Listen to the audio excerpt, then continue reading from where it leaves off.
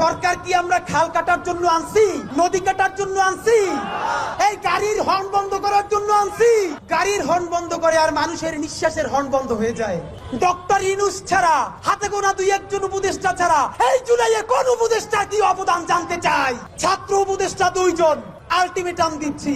এখন যে আলটিমেটাম দিব, এর মধ্যে যদি এই কাজ উদ্ধার না হয় তোমাদেরকে পদত্যাগ করতে হবে। তোমাদেরকে উপদেষ্টা বানাইছি আমরা, উপদেষ্টা বানাইছি আমার এই মায়েরা, উপদেষ্টা বানাইছি আমার এই বাবারা। বিচার চাওয়ার জন্য রাজশাহী থেকে আসা লাগবে কেন? শহীদ আব্দুল্লাহ বিন জাহিদের নিজে মরে গেছে, সেই শোকে বাপটা মরে গেছে, ছোট ভাইটার ক্যান্সারে আজকে হসপিটাল, আজকে ওর অপারেশন হবে। তার বিচার চাইতে এই মঞ্চে আসতে হইবে কেন?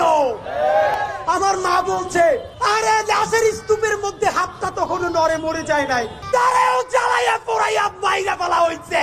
ভাইরা আমার, এইখানে শহীদ আহাদের বাবা আসছে, সব থেকে কনিষ্ঠ শহীদ, বুকটা গুলিতে তুলতুলে শহীদ। আমার সন্তান আছে বুঝি, আরে একটা মশাই কামড় দিলে কোনো বাপ মা সহ্য করতে পারে না, আর তার বুকে বসে তার মানিককে মস্তিষ্ক উড়াই দিচ্ছে। ভাইরা আমার, আমার এই মায়েরা জুলাইয়ের 1400 শহীদ, পিলখানার শহীদ, শাপলার শহীদদের পক্ষ থেকে, ইনকিলাব মঞ্চের পক্ষ থেকে 4 দফা ঘোষণা করব।